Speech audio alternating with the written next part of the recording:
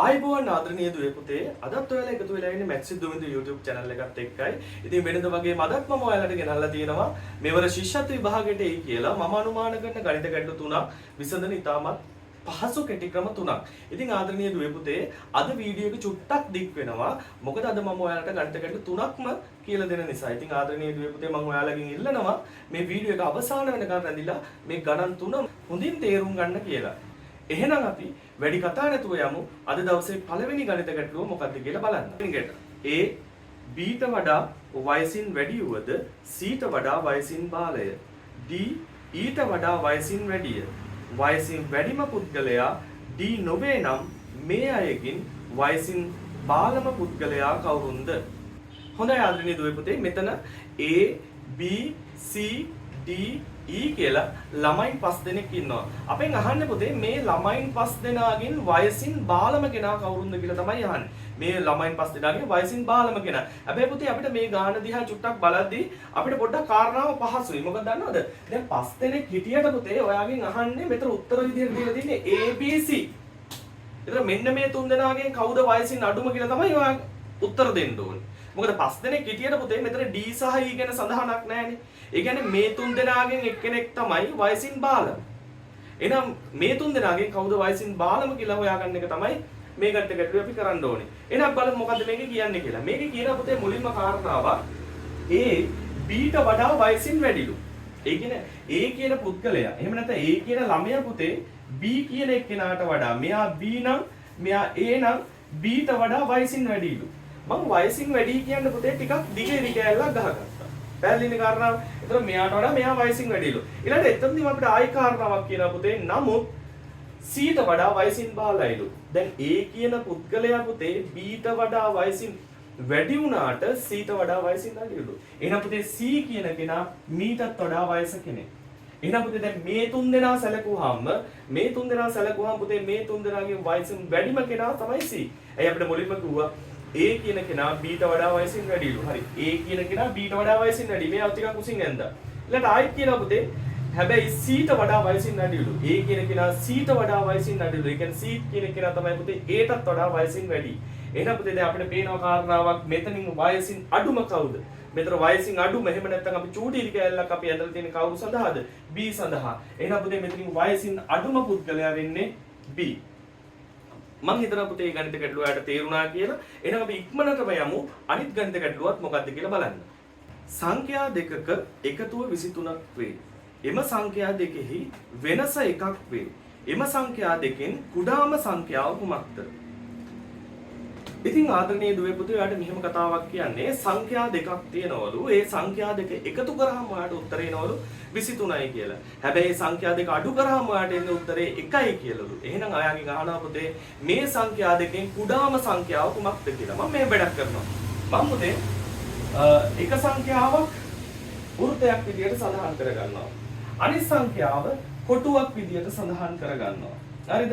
එහෙනම් මේ සංඛ්‍යා දෙක එකතු කරාම ඔයාට එන්නේ පුතේ උත්තරය 23යි කියලා. හරිද? ඊට පස්සේ පුතේ මෙතන ලොකු එක්කෙනාගෙන් පොඩි කෙනා අඩු කරාම ඔයාට එන්නේ පුතේ උත්තරය 1යි කියලා. ඔන්න ඕක තමයි ගානේ දීලා තිබුණේ. ගානේ දීලා තිබුණේ පුතේ සංඛ්‍යා දෙකක් එකතු කරාම එකතු 23යිලු. ඒ සංඛ්‍යා දෙකේ වෙනස, ඒ කියන්නේ ලොකු කෙනාගෙන් පොඩි කෙනා අඩු කරාම ඔයාට උත්තරේ එනවලු 1යි කියලා. ඉතින් මේ වගේ වෙලාවට පුතේ ඉතාමත් පහසු ක්‍රමයක් තියෙනවා අපිට කවුද මෙතනින් ලොකු කෙනා කියලා අඳුරගන්න. ලොකු කෙනා කවුද කියලා අඳුරගත්තට අපෙන් අහන්නේ පුතේ පොඩි කෙනා කවුද කියලා. ඉතින් අපි කමන්නේ අපි ලොකු කෙනා කවුද කියලා හොයාගමු. මෙන්න මෙහෙමයි හොයන්නේ. මෙතනින් පුතේ දැන් විශාල සංඛ්‍යාව මම ලියන්නම්කෝ විශාල සංඛ්‍යාව. විශාල සංඛ්‍යාව හොයන්නේ මෙන්න මේ විදිහට. හොඳට බලා ගන්න ඕනේ. විශාල සංඛ්‍යාව හොයන්නේ පුතේ මේ දෙන්නගේ එකතුව සහ වෙනස එකතු කරනවා. මොකද්ද? එකතුව සහ වෙනස එකතු කරනවා. ඒ කියන්නේ අපිට දීලා තියෙනවානේ පුතේ මේ සංඛ්‍යා දෙකේ එකතුව මෙච්චරයි වෙනස මෙච්චරයි කියලා දීලා තියෙනවානේ. ඔන්න ඔය දෙන්න අපි එකතු කරනවා. මුලින්ම මේ දෙන්න එකතු කරනවා. මුලින්ම මේ දෙන්න එකතු කරලා පුතේ ඒ එන උත්තරය බෙදන්න ඕනි දෙකෙන්. බෙදන්න ඕනි දෙකෙන් පමණමයි. මම ආයි කියනවා. මොකද්ද මම කරේ? අපිට දුන්න පුතේ මේ සංඛ්‍යා දෙකේ එකතුව 23යි වෙනස 1යි කියලා. මම කිව්වා මට මෙතනින් ලොකුම කෙනා හොයාගන්න කෙටි ක්‍රමයක් තියෙනවා. කොහොමද ලොකුම කෙනා හොයාගන්නේ? මේ වෙනස සහ එකතුව මම එකතු කරනවා. ඒ කියන්නේ සංඛ්‍යා දෙකේ එකතුව 23යි කියලා දීලා තිබුණා. සංඛ්‍යා දෙකේ වෙනස 1යි කියලා දීලා තිබුණා. මම මේ දෙක එකතු කරා. නේද? එහෙනම් අපි එකතු කරමු බලන්න. සංඛ්‍යා දෙකේ එකතුව 23යි වෙනස 1යි. එතකොට අපිට උත්තරයක් එනවා පුතේ 23යි 1යි 24යි. මං කිව්වා ඒන උත්තරය බෙදන්න කියලා දෙකෙන් පමණමයි. එහෙනම් දෙකෙන් බෙදුවාම එනවා පුතේ අපිට උත්තරයක් 12යි කියලා. අන්න අපිට පොඩි දැන් උත්තරයක් ආවා. ඒ කියන්නේ මෙතනින් විශාලම සංඛ්‍යාව. මෙතනින් විශාලම සංඛ්‍යාව වෙන්නේ 12. හැබැයි අපෙන් අහන්නේ පුතේ කුඩාම සංඛ්‍යාව මොකක්ද කියලා. ඉතින් පුතේ මෙතනට යන්කෝ අපි. මෙන්න මෙතනට යන්කෝ. අපිට කිව්වා මේ සංඛ්‍යා දෙකේ පුතේ වෙනස. ඒ කියන්නේ ලොකු කෙනාගෙන් පොඩි කෙනා අඩු කරාම එකයිලු. ඉතින් මේ බලන්නකෝ පුතේ. එහෙනම් ලොකු කෙනා අපි හොයාගත්ත 12යි කියලා. ලොකු කෙනා අපි හොයාගත්ත 12යි කියලා. 12න් කීයක් අඩු කරද්ද උත්තරේ 1 වෙන්නේ. ඉතින් ඔයාලට ඉතාමත් පහසුවෙන් තේරුම් ගන්න පුළුවන් පුතේ 12න් 11ක් අඩු කරොත් තමයි උත්තරේ 1 වෙන්නේ. එහෙනම් කුඩාම සංඛ්‍යාව කීයද? කුඩාම සංඛ්‍යාව 11. නේද? ඔයාලට මෙතනට දාලා ඕනනම් හිතා ගන්න පුළුවන්. ඉතින් මේ බලන්නකෝ මම හොයාගත්ත ලොකුම සංඛ්‍යාව 12යි කියලා. එහෙනම් 12ට කීයක් එකතු කරොත්ද පුතේ 23ක් වෙන්නේ? 12ට 11ක් එකතු කරොත් තමයි 23ක් වෙන්නේ. එහෙනම් අපිට එතනිනුත් හිතා ගන්න පුළුවන් කුඩාම සංඛ්‍යාව 11 කියලා. ඉතින් මම හිතනවා පුතේ මේ ගණිත ගැටලුව ඔයාලට තේරුණා කියලා. එහෙනම් අපි ඉක්මනටම යමු අනිත් ගණිත ගැටලුවක් මොකක්ද කියලා බලන්න. පහතදී ඇති වර්ෂයන් අතරින් පෙබරවාරි මාසයේ දින 29ක් වන වර්ෂය කුමක්ද? ඉතින් ආදරණීය දුවේ පුතේ මේ ගණිත ගැටලුවේ කියන්නේ පෙබරවාරි මාසයේ දින 29ක් තියෙන්නේ මේ අවුරුදු තුනෙන් කුමන අවුරුද්දද කියලා තමයි ඔයාගෙන් අහන්නේ. ඒ කියන්නේ පුතේ අතන දැන් පෙබරවාරි මාසයේ දින 29ක් සහ 28ක් කියන කාරණාව අනුව මේ ඔයාගෙන් අහන්නේ මොකද්ද? අධික අවුරුද්දක් කියන්නේ කවුද? අධික අවුරුද්දක් නොවෙන්නේ කවුද කියලා ඔයා දැනගන්න ඕනේ. ඒ කියන්නේ පුතේ අධික අවුරුද්දක් නම් අපි දන්නවා පෙබරවාරි මාසයේ දින 29යි. අධික අවුරුද්දක් නෙමෙයි නම් අපි දන්නවා පෙබරවාරි මාසයේ දින 28යි කියලා. එහෙනම් පුතේ දැන් පෙබරවාරි මාසයේ දින 29ක් තියෙන්නේ කුමන අවුරුද්දේද කියලා ඔයාගෙන් අහනවා කියලා කියන්නේ ඔයා හොයන්න ඕනි මෙතනින් කවුද අධික අවුරුද්දක් වෙන්නේ කියලා. ඉතින් අධික අවුරුද්දක් වෙන්නේ කවුද කියලා කොහොමද කියලා බලාගන්න මෙන්න මෙහෙමයි පුතේ. මම චූටි කාරණාවක් කියන්නම් මේ. මෙන්න මේ කතාව හොඳට මතක තියාගන්නකෝ. අධික අවුරුද්දක් වෙනවද කියලා බලන්න මෙහෙමයි පුතේ. ඔයා ඉස්සල්ලාම අග ඉලක්කම් දෙක දිහා බලනවා. අග ඉලක්කම් දෙක. අග ඉලක්කම් දෙක දිහා බලනවා. දැන් අග ඉලක්කම් දෙක පුතේ අග ඉලක්කම් දෙක 4ෙන් බෙදෙන සංඛ්‍යාවක් නම් අග ඉලක්කම් දෙක 4ෙන් බෙදෙන සංඛ්‍යාවක් නම් එම අවුරුද්ද අධික අවුරුද්දක්. මම මොකද්ද කිව්වේ?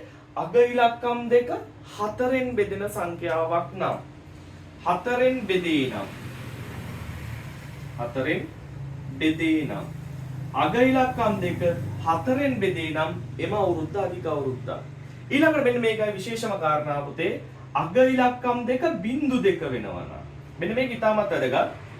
අග ඉලක්කම් දෙක බිංදු දෙක නම් මෙන්න මෙතනදී විශේෂයි. අග ඉලක්කම් දෙක පුතේ බිංදු දෙක නම් ඔයා බලන්න ඕනි මුල් ඉලක්කම් දෙක දිහා. ඔයා බලන්න ඕනි මුල් ඉලක්කම් දෙක දිහා. මුල් ඉලක්කම් දෙක දිහා තමයි ඔයා බලන්න ඕනේ. අග ඉලක්කම් දෙක බිංදු දෙක නම් ඔයා බලන්න ඕනේ මුල් ඉලක්කම් දෙක දිහා. අන්න එතකොට මුල් ඉලක්කම් දෙක 4ෙන් බෙදෙනවා නම් මුල් ඉලක්කම් දෙක 4ෙන් බෙදෙනවා නම් එහෙනම් මේ අවුරුද්ද අධික අවුරුද්දක්. කාරණා පැහැදිලිද? අධික අවුරුද්දක්ද කියලා අපි බලාගන්නේ මෙහෙමයි. අග ඉලක්කම් දෙක දිහා බලනවා. අග ඉලක්කම් දෙක 4ෙන් බෙදෙනවා නම් කතා දෙකක් නෑ අධික අවුරුද්දක්. අග ඉලක්කම් දෙක බිංදු දෙක නම් පුතේ අපිට ප්‍රශ්නයක් එනවනේ. එහෙනම් අග ඉලක්කම් දෙක බිංදු දෙක නම් ඔයා බලන්නේ මුල් ඉලක්කම් දෙක දිහා. මුල් ඉලක්කම් දෙක 4ෙන් බෙදෙනවා නම් අධික අවුරුද්දක්. කාරණාව පැහැදිලි. අපි දැන් ඕක ඔළුවේ තියාගෙන යම් බලන්න මේ ටික දිහා. මේ බලන්නකෝ. දැන් මෙයාගේ පුතේ අග ඉලක්කම් දෙක බිංදු දෙක නෙමෙයි. එහෙනම් අපි අග ඉලක්කම් දෙක දිහා තමයි බලන්නේ. 14. 4ෙන් බෙදෙනවද?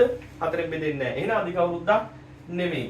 අන්න මෙයාගේ අග ඉලක්කම් දෙක පුතේ බිංදු දෙක. අග ඉලක්කම් දෙක බිංදු දෙක නම් ඔයා බලන්න ඕනි මුල් ඉලක්කම් දෙක දිහා. මුල් ඉලක්කම් දෙකෙන් කීයද හැදෙන්නේ? 21. 21 4ෙන් බෙදෙනවද? නැහැ 21 4ෙන් බෙදෙන්නේ නැහැ. එහෙනම් මේ සංඛ්‍යාව මේ අවුරුද්ද අධික අවුරුද්දකුත් මේ 2100 කියන වර්ෂය. අපි උඩ එකට යමු. මෙයාගේ තම ඉලක්කම් දෙක පුතේ බිංදු දෙක. අග ඉලක්කම් දෙක බිංදු දෙක නම් ඔයා බලන්න ඕනි මුල් ඉලක්කම් දෙක දිහා. මුල් ඉලක්කම් දෙක 4ෙන් බෙදෙනව නේද? එහෙනම් මෙයා අධික අවුරුද්දක්. එහෙනම් පුතේ 2000 වර්ෂයට තමයි පෙබරවාරි මාසයට දින 29ක් තියෙන මාසයක් වෙන්නේ. එහෙම නැත්නම් අධික අවුරුද්දක් වෙන්නේ 2000 කියන වර්ෂය තමයි මේ වර්ෂ තුන අතරේ.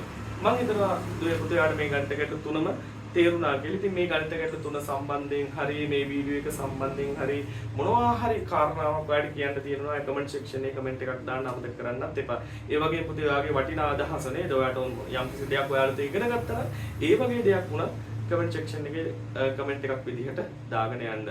ඒක මට ගොඩාක් වටිනවා. එහෙනම් ආදරණීය දුවේ පුතේ මේ වගේ ගණිත ගැටලුවකින් නැවතත් හමු වෙනකම් ඔයාලා සියලුම දෙනාට සුබම සුබ දවසක්.